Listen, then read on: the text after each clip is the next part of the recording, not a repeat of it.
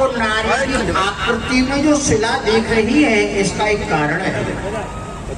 जिस भूमि पर सत्कर्म किया जाता है अथवा पाप किया जाता है, तो वहाँ के परमाणु उस भूमि पर निवास करते हैं। ये आप स्थान देख रहे हो, यहाँ पर आपके लिए कोई पक्षी तक दृष्टिगोचर नहीं हो रहा है। इसका कारण है कि इस स्थान पर कुछ ऐसी घटना हुई है कि जो कि पापमय है, अधर्ममय है। और इसका कारण मैं आपके लिए बताता हूँ कि एक बार महाराज इंद्र अपने दरबार में बैठे हुए थे और दरबार में बैठ करके वो तो भोगों का ही चिंतन करते रहते हैं। रंभा उर्वशी इत्यादि ये अप्सराएं नृत्य करती रहती हैं। तो उनके मन में चिंतन होता गया कि इनसे भी क्या कोई सुंदर है, क्योंकि भोगों को भोगने से कभी तृप्ति होती ही नहीं। जिस प्रकार से कोई मूर्ख व्यक्ति सोचे कि मैं घृत डाल करके अग्नि को शांत कर दूं, इसका पेट भर दूं, ये तृप्त हो जाए, ऐसा नहीं हो सकता है। जितना घी डालते जाओगे, जितना घृत डालोगे, उतनी ही अग्नि प्रज्वलित होती ही जाएगी। ठीक यही स्थिति भोगों की है। इंद्र की भी यही स्थिति हुई। उसके हृदय में भोगों की लालसा बढ़ती ही चली गई और जब भोगों की दृष्टि बढ़ी तो उसकी ने जानकारी करते हुए गौतम ऋषि की पत्नी, जो महान पतिव्रता है, उसके प्रति उसका प्रभाव जाग गया। तो उसने क्या घटना कर डाली, मैं आपके लिए योग दृष्टि से दिखाता हूं।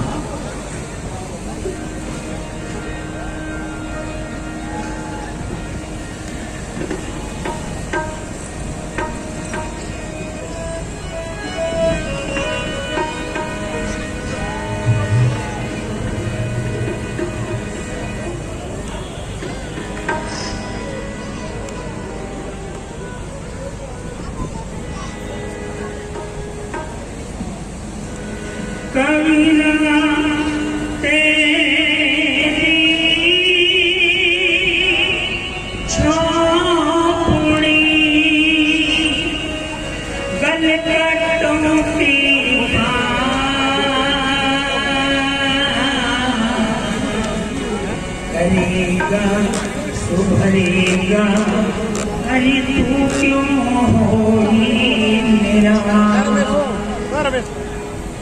अरे कुछ लेना देना मगन रहना, कुछ लेना देना मगन रहना,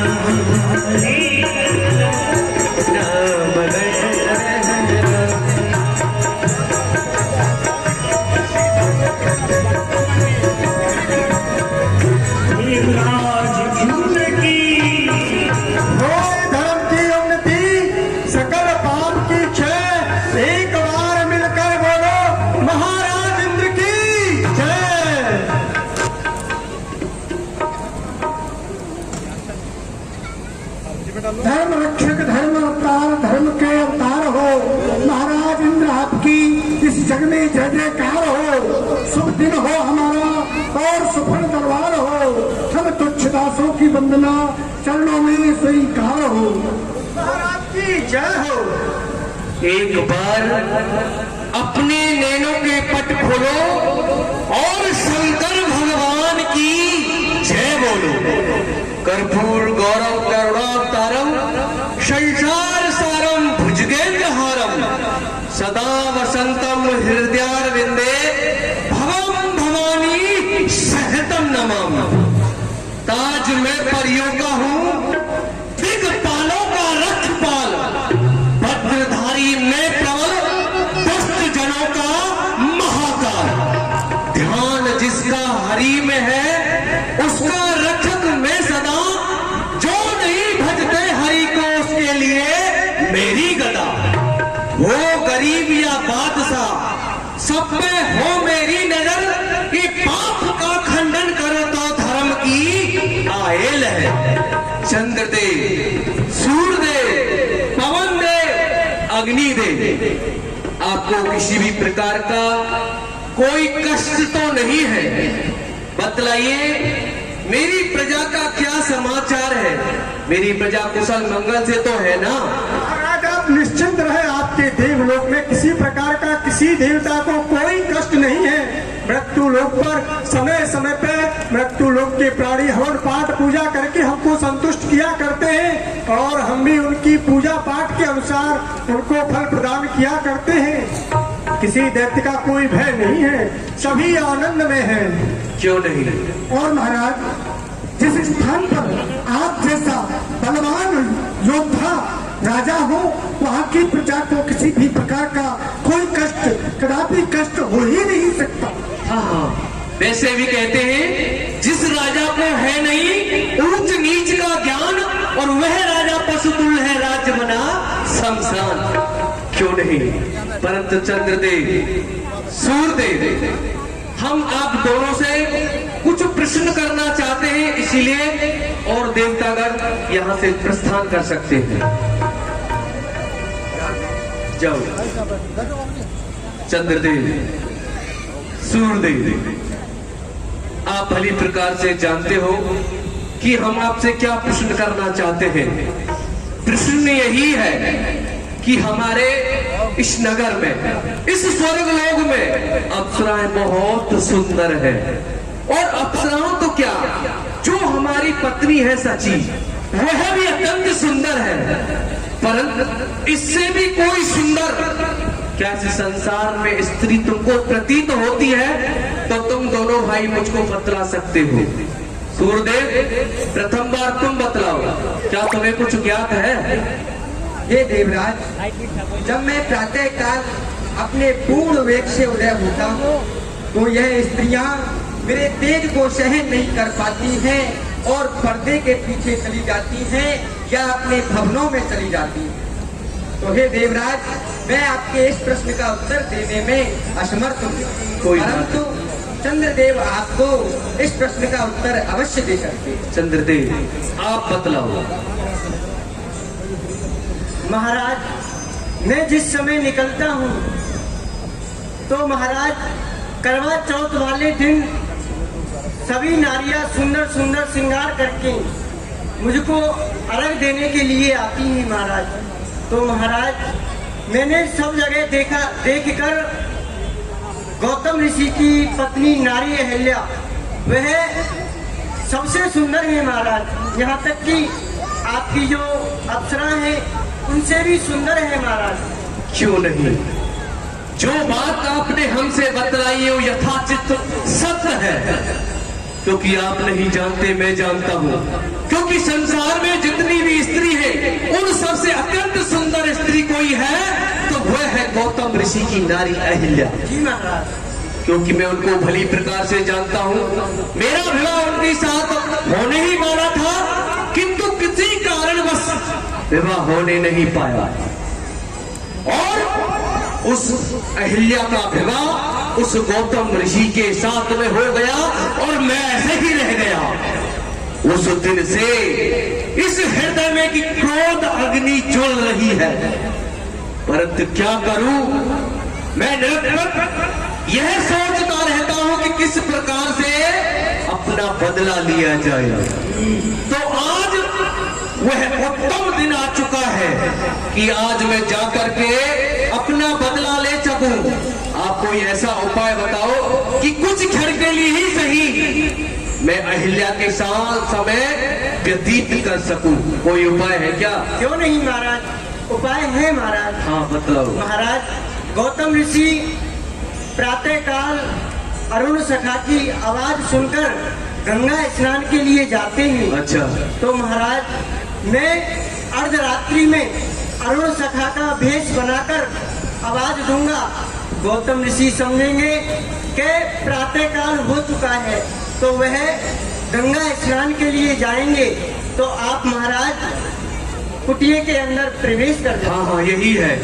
मुझे लगता है तुम ही मेरे अच्छे सहायक हो। ठीक है, हम दोनों चलते हैं और समय पर भली प्रकार से जहां रहे। एक एक क्षण बड़े कष्टों से व्यतीत हो रही है। राम राम राम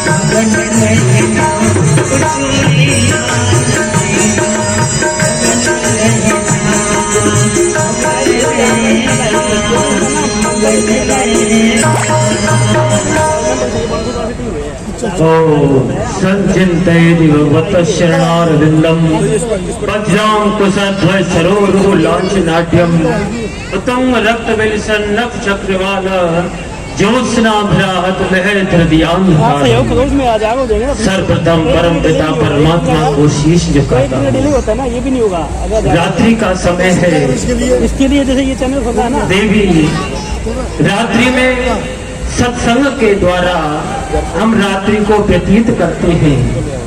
शयन से पहले भगवान का नाम लेते हैं जिससे रात्रि शुभ हो। प्रातः काल जगने के पश्चात प्रभु का नाम लेते हैं जिससे दिन शुभ हो। आज तुमने पूछा था प्राणनाथ, आप मुझे पतिव्रता नारियों का धर्म, उनका चरित्र, कितने प्रकार की पतिव्रता स्त्री है, उनका व्यवहार, ये बातें सत्संग के माध्यम से बताएं। देवी तुम्हारा बहुत सुंदर प्रश्न है। तुम्हारे लिए नहीं, हमारे संतों ने, शास्त्रों ने संसार के लिए अपनी लेखनी के द्वारा, अपने वचनों के द्वारा उपदेश किया है। उन्हीं शब्दों को मैं तुम्हारे लिए भी बताता हूँ, ध्यान से सुनो। धीरज धर्म विवेक और नारी, आपत काल पलटे जाने, आपत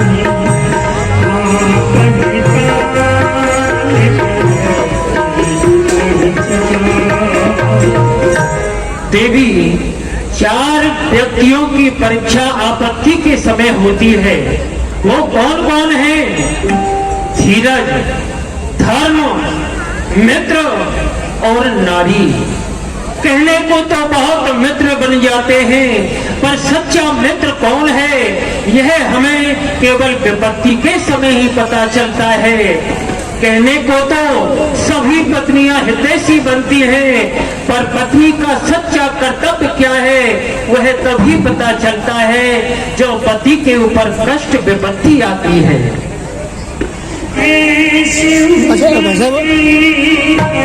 हजार मेंबर के अंदर आप ना जैसे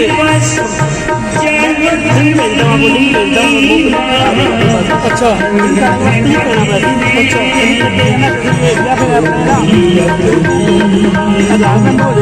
पत्नी का धर्म, अच्छा पति चाहे कैसा भी हो, अंधा हो, लंगड़ा हो, रोगी हो, धनहीन हो, यहाँ तक कि बुढ़ा हो, वृद्ध हो, यहाँ तक कि वह कोड़ी क्यों ना हो, रेड मिलेगा ये।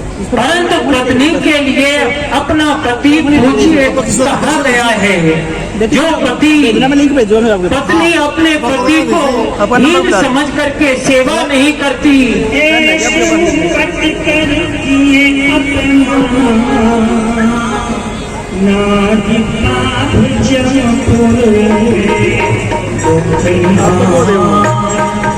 जो पत्नी अपने पति को हीन समझ करके त्याग देती है, पति की सेवा नहीं करती, शास्त्र और संत कहते हैं ऐसी स्त्री नरक में जाकर के वास करती है।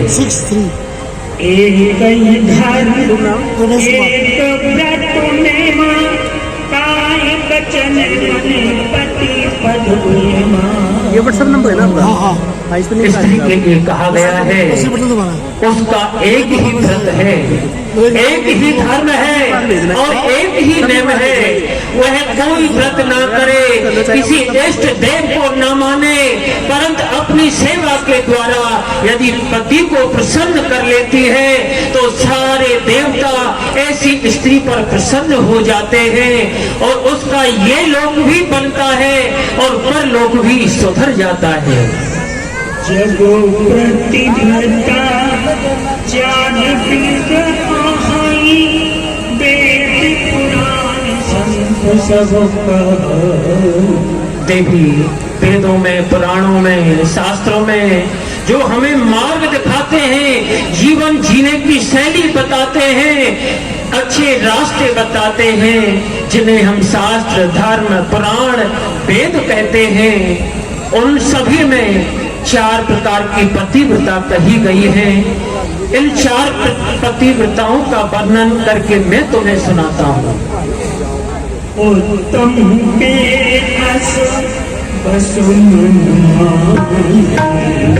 सपने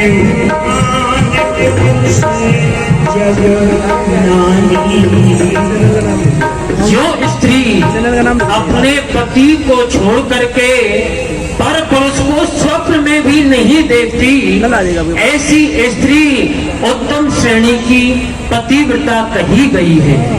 मध्यम परोपट देखिए कैसी माता पिता पुत्र निज जैसी। परंतु मध्यम श्रेणी की जो पतिव्रता स्त्री है, वो पर पुरुष को देखती तो है, पर कैसे?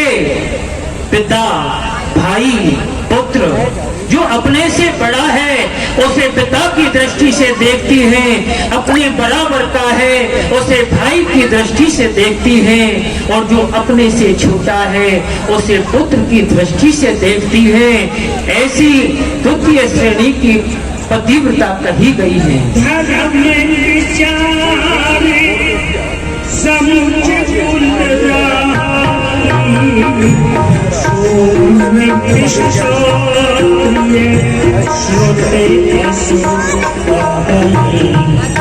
जो धर्म को विचार करके, लोक लज्जा को विचार करके पतिव्रता बनी रहती हैं, अपने धर्म पर कायम रहती हैं, ऐसी स्त्रियों को निकृष्ट अर्थात तीसरे श्रेणी की पतिव्रता कहा गया है।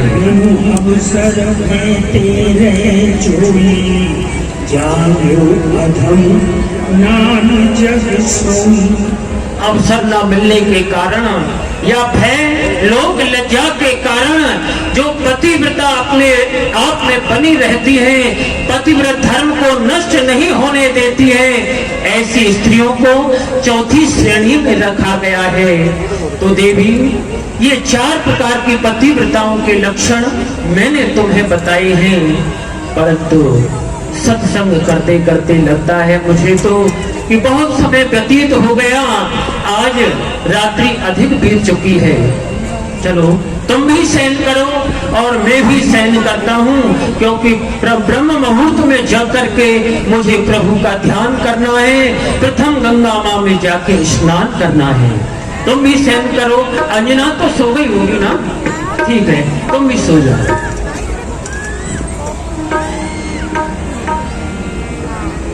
और अहिल्या जी कुछ क्षण चरण सेवा करते विश्राम के लिए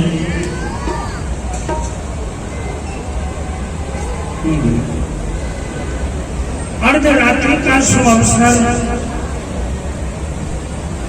लेकिन उस शुभ अवसर पर इंद्र के द्वारा एक घटना गौतम ऋषि जी की दिनचर्या को बाधा डालने के लिए चंद्रमा बन गए अरुण सिंह, यानी मुर्गा।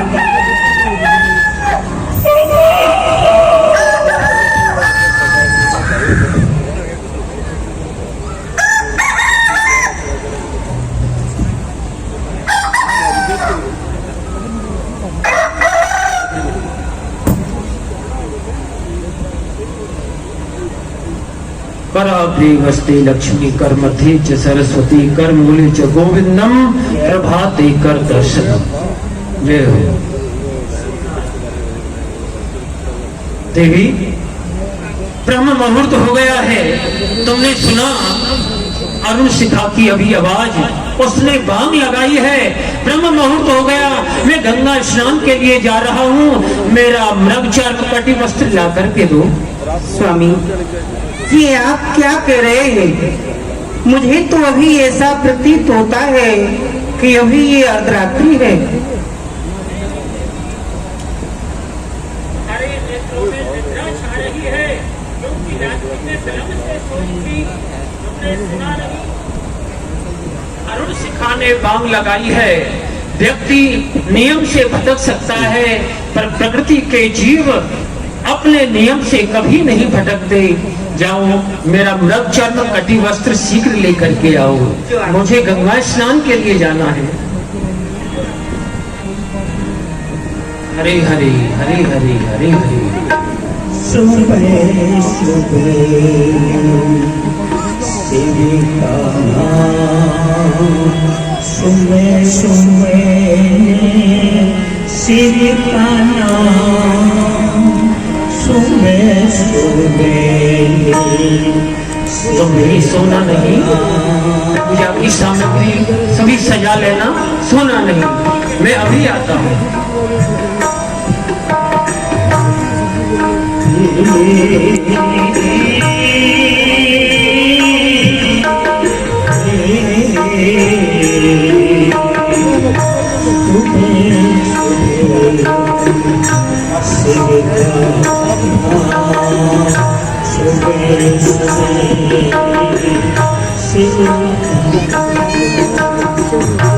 वाह चंद्रदेव, वाह, बहुत खूब। क्या शकुंतला पूर्वक जो कार्य मैंने तुमको सौंपा था उसको एक ही क्षण में पूर्ण कर दिया। और मैं देवराजेंद्र जिसके लिए उस स्वर्ग लोक से इस पृथ्वी तल पर आया हुआ हूँ, वो कार्य भी तो मुझे पूर्ण करना है, इसीलिए शीघ्रता से करना चाहिए, जिससे पहले कि वह गौतम ऋषि लौट करके आ जाए। परंतु कैसे? कार्य तो किया जाए, परंतु कैसे किया जाए? अरे हाँ, गौतम ऋषि का भेष बना करके उसकी कुटिया में चला जाता हूँ, तभी कार्य पूर्ण होगा। ठीक है, उसका ही भेष बदलता हूँ।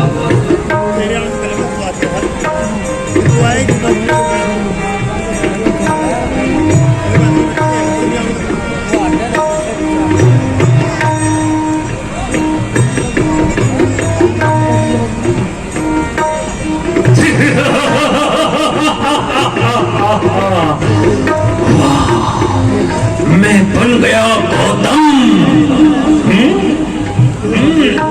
दाढ़ी भी वही है, जटा, मृक्षर, कमंडल। मुझे अहिल्या पहचान तो नहीं लेगी? कभी नहीं। मैंने रूप ही ऐसा बनाया है कि मुझे गौतम भी नहीं पहचान सकता। वाह वाह चंद्रदेव, मित्र हो तो तेरे जैसा। गौतम को भेज दिया गंगा स्नान के लिए, और मैंने भी गौतम का रूप बना लिया।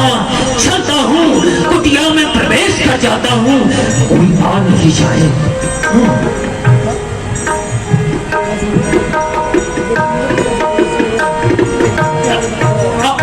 अहिल्या, अरे अहिल्या, दरवाजा खोलो, द्वार खोलो।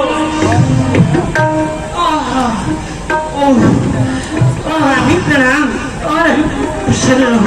स्वामी, ये आपको अचानक क्या हो गया?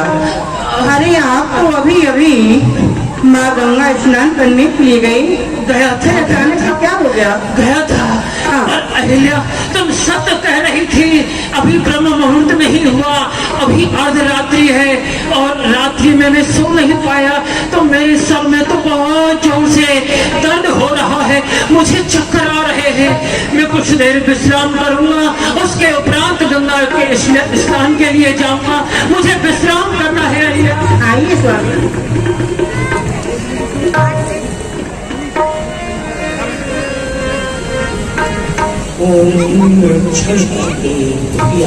प्रवेश पाओ। इधर गौतम ऋषि गंगा स्नान करने जा रहे हैं। उमरिया बीती जाए,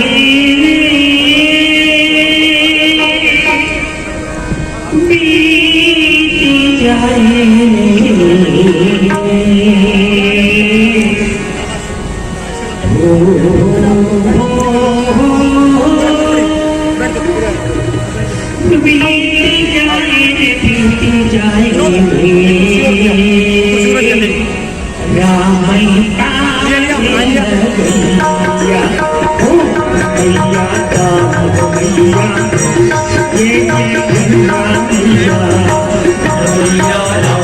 मैया, जय जय गंगा मैया,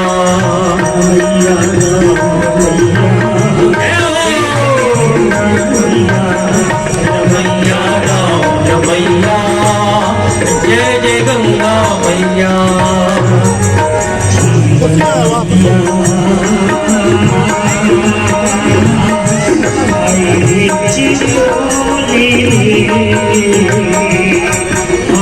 जीवन नैया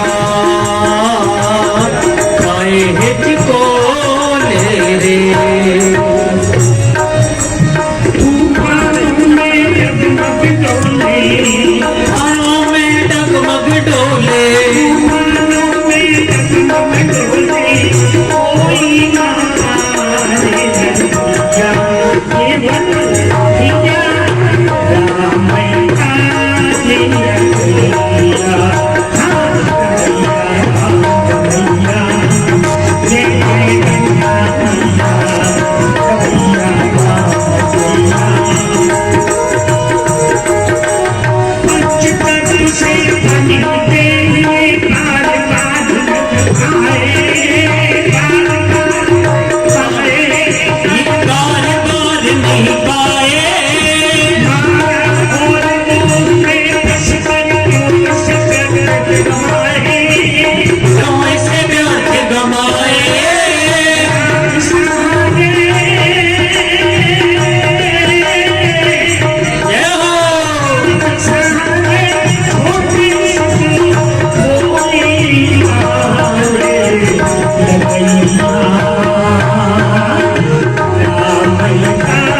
जय हो मैया, जय जय गंगा मैया, मैया राम मैया, जय जय गंगा मैया,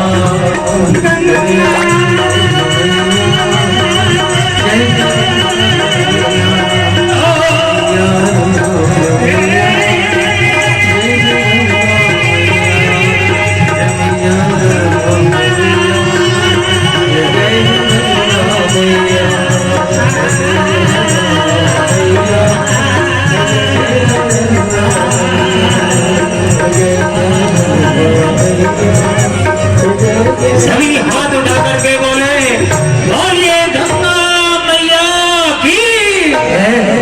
आहा, हमारी माँ गंगा का स्थान कितना उच्च है, नीचे बहे बार तापे कश